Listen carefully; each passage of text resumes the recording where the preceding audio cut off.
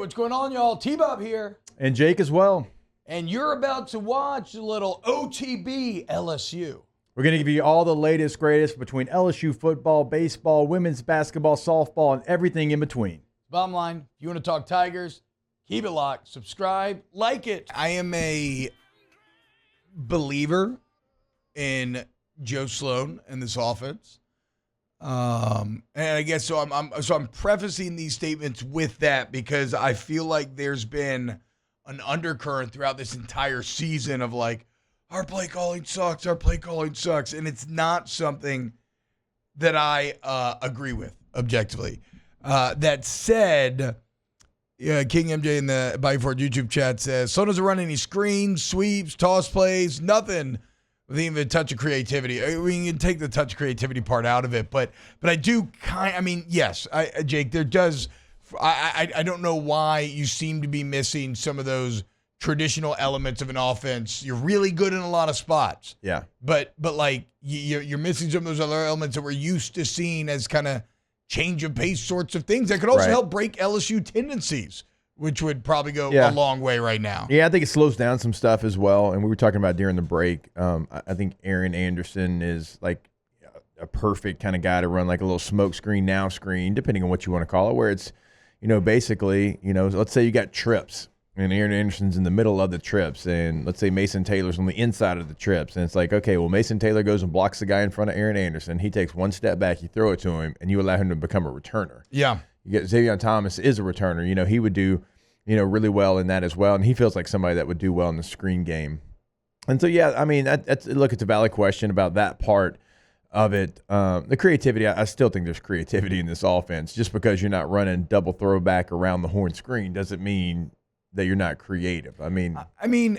See, here's where it's like you really got to be careful about being a prisoner of the moment. Yes. You have been a objective and inarguable top 5 offense in the entire country the whole year. And that's facing some of the best defenses in the entire country. You faced another one of the best defenses in the entire country in their house. And you had some real early success. It ends up snowballing. You end up screwing up, but you're not gonna get me to have 20 minutes of evidence, of game time evidence, right? 20 minutes of game evidence outweigh the 8 games previous to this. Like, I think that's such an overcorrection. And if I was to emerge on the other side of this game, being like, oh, this offense sucks, blah, blah, blah, blah, blah. Well, then nothing I say means anything, because I'm not actually being objective or analyzing or looking at the much larger sample size of data that we have. The offense is not perfect, obviously, right?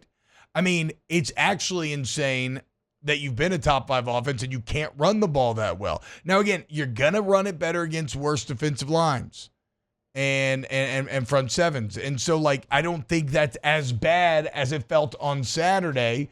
But when you run up against those best front sevens, that is probably the biggest hole in your offensive game. But, think about it, dude, going into this game and then through the first half, people were talking about us being, climbing up to be like the number 1 quarterback on the draft board and everything. So what, that just all disappears? That just all didn't exist? No, I'm with you. You got beat, but I'm not ignoring what is still, I'm still bullish about the team. I know nobody's going to want to hear that today. I'm still very bullish about this LSU football team. I think the defensive improvement continues to be freaking fantastic.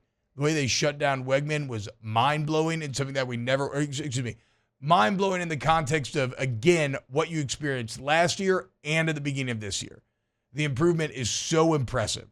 Offensively, again, we know it's a very powerful offense. You got to get better at running the ball, but it's still, like I said, top 5.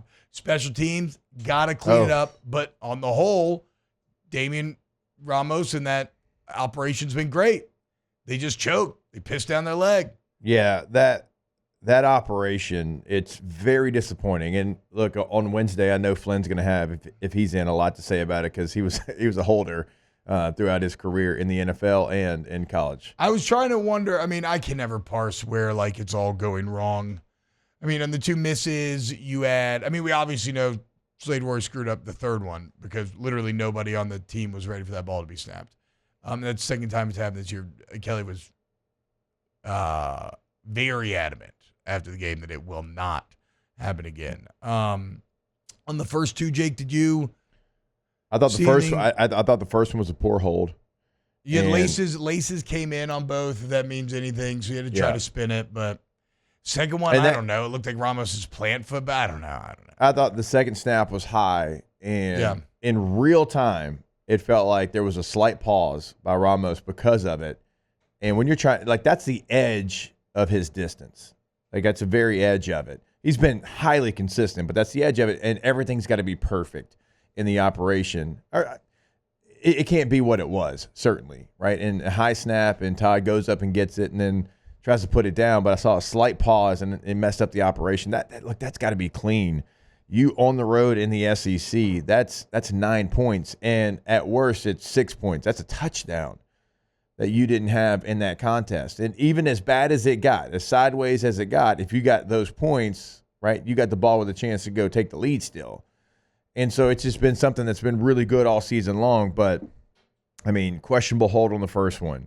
The second one, a high snap. The third one, I don't know what the hell that was, right? That, like, those things can't happen. And then, brain fart. Like, their punter flipped the field for them multiple times. Oh, yeah, their punter was awesome. That is true, man. That is something I did not realize. Less than 40 yards every time you kicked it. Yeah, that's something that, and I know that was a big concern of the coach staff was LSU's ability to consistently get the punting that they needed. But that's something that I did not notice at all real time that jumped off the film was their punter was elite.